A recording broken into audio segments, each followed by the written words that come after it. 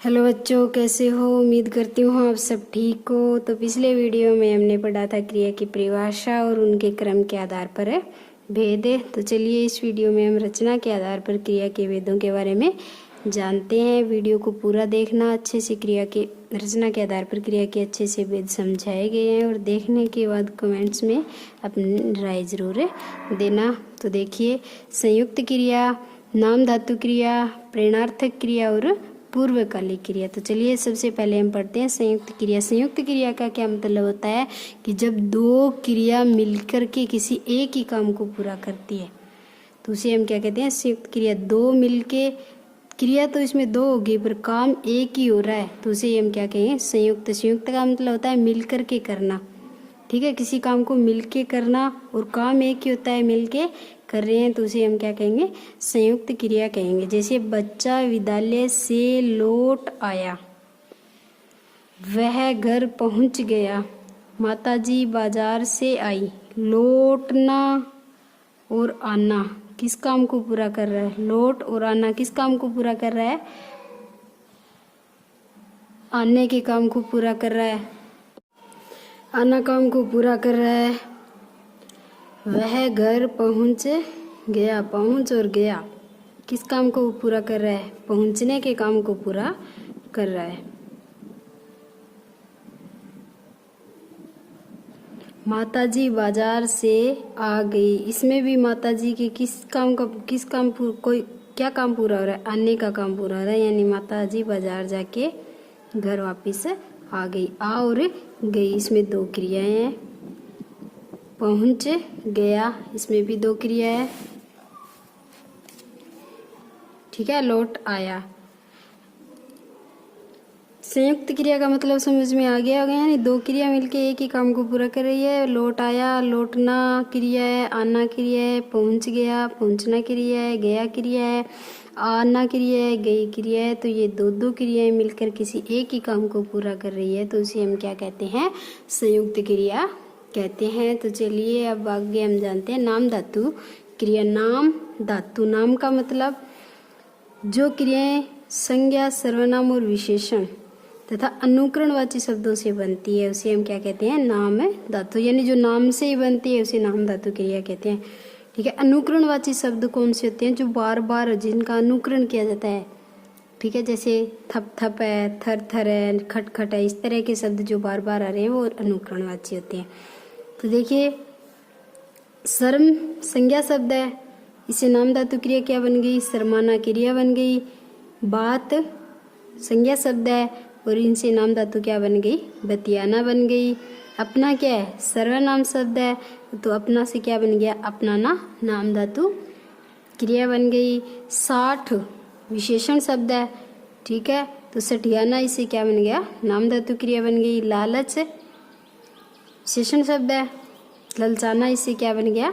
नाम धातु क्रिया बन गई। गरम क्या है? विशेषण शब्द है और इसे गरमाना क्या बन गई?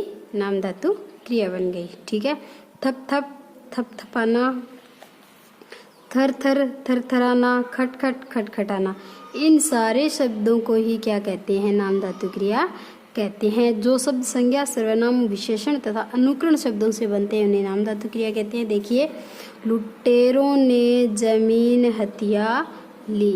हथियाना किससे बना हुआ है? हाथ संज्ञा से बना हुआ है, हाथ शब्द से बना है हथियाना। ठीक है, तो हथियाना जो शब्द इसमें हथिया शब्द है, इसमें क्या कौन सी संज्ञा है? वो कौन सी क्रिया है? नाम धातु क्रिया है। हमें गरीबों को अपनाना चाहिए। अपनाना जो शब्द है वो अपना सर्वनाम से बना हुआ है तो इसमें कौन सी नाम धातु क्रिया है। ठीक है,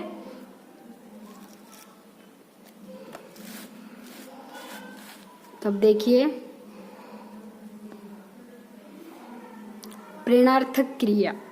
प्रेरणार्थक क्रिया का मतलब क्या होता है कि कर्ता स्वयं काम न करके किसी से कह करके काम करवाता है। जैसे अध्यापक बच्चों को पुस्तकें पढ़ने के लिए कहता है। तो अध्यापक किसको कह रहा है? बच्चों को प्रेरणा दे रहा है, प्रेरित कर रहा है। तो इसमें कर्ता स्वयं काम न करके किसी दूसरे से करवाता है, तो उसे हम क्या कहते हैं? प्रेरणार्थक क्रिया। चलिए परिभाषा देखते हैं।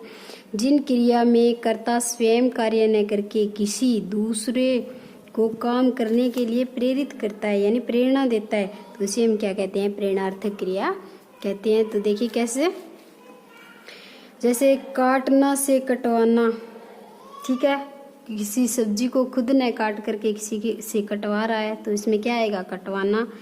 करना से करवाना, खुद काम न करना, करवाना किसी से करवाना। तो उदाहरण देखिए, मालिक नौकर से कार साफ करवाता है, कह करके काम करवा रहा है, तो इसमें कौन सी क्रिया होगी? प्रेरणार्थक क्रिया। सीधी सी भाषा में किसी से कह करके काम करवाना, तो वो क्या होती है? प्रेरणार्थक क्रिया होती है। अध्यापिका छात्र से पाठ पढ़वाती है, अध्यापिका छात्र को प्रेरित करती है पाठ पढ़ने के लिए, तब बच्चा पाठ पढ़ता है। तो काम कौन करवा रहा है? अध्यापिका करवा रही है। कर्ता किसी से कह के जब काम करवाता है, तो इसमें कौन सी क्रिया होती है? प्रेरणार्थक क्रिया होती है। ठीक है, तो जैसे लिख से लिखवाना, दिलाने से दिलवाना, घूमने से घुमवाना, पिलाने से पिलवाना, उठना से उठवाना, ठीक है, उठाना से उठवाना, ये जो शब्द है वो किस क्रिया में आते हैं? प्रेरणार्थक क्रिया में आते हैं। ठीक है, प्रेरणार्थक क्रिया समझ में आ गई, यानी प्रेरित करना किसी काम को करने के लिए, तो उसमें कौन सी क्रिया होती है? प्रेरणार्थक क्रिया होती है। अंतिम पूर्वकालिक क्रिया, इसमें यानी दो क्रियाएं होती है। पहले एक क्रिया एक काम करने के तुरंत बाद दूसरा काम जब शुरू कर देता है, तो उसे हम क्या कहते हैं? पूर्वकालिक क्रिया। पहले वाली जो क्रिया होती है क्या कहलाती है? मुख्य क्रिया, और दूसरी क्रिया क्या कहलाती है? रंजक क्रिया।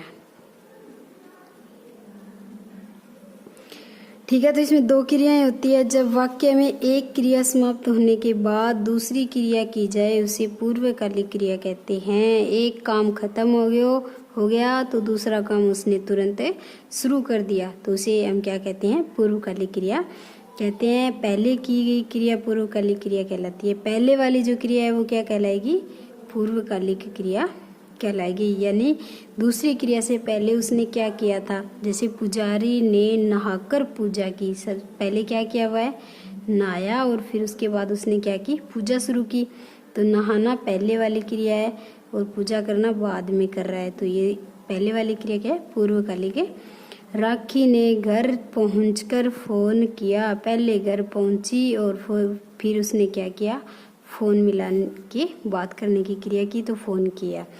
बालक ने देखकर उत्तर दिए, पहले तो उसने पुस्तक में से देखा, देखने की क्रिया की, और फिर उसके बाद उसने उत्तर लिखे, लिखने की क्रिया की। तो इसमें देखकर शब्द है वो पूर्वकालिक क्रिया है। चोर सामान चुराकर भाग गया, तो चुराकर भाग गया, पहले तो उसने किस चीज़ की क्रिया की? चुराने की क्रिया की, और फिर उसने कौन सी क्रिया की? भागने की क्रिया की। तो इसमें चुराकर भागना कौन सी क्रिया हो गई? पूर्वकालिक क्रिया हो गई। तो इसे क्या कहते हैं? हम पूर्वकालिक क्रिया कहते हैं। तो क्रिया अच्छे से समझ में आ गई होगी। अगर अच्छे से समझ में आ गई है तो कमेंट, शेयर और सब्सक्राइब ज़रूर करें। धन्यवाद।